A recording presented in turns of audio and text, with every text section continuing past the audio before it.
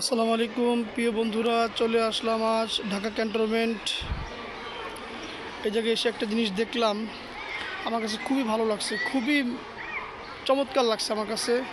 সেটা হচ্ছে আমাদের ধর্মপ্রাণ মুসল্লিদের এবাদত বন্দী করার একটা স্থান, বিশ্বস্ততার একটা স্থান। সেটা হচ্ছে আমাদের মুসলমানদের মসজিদ।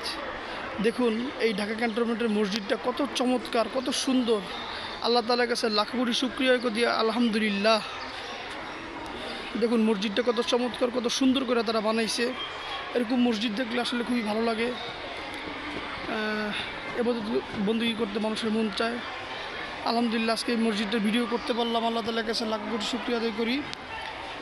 এই মসজিদটা ভিডিও করার জন্য অনেক দিন ওয়েট করছি, অবশেষে আজকে ভিডিওটা করতে পারলাম। আলহামদুলিল্লাহ, আল্লাহ তাআলার কাছে লাখ কোটি শুকরিয়া। সকলে মসজিদে বেশি বেশি আসবো, ইবাদত বন্দী করবো। আল্লাহ সবাইকে তৌফিক দান করুক, আমিন। আসসালামু আলাইকুম।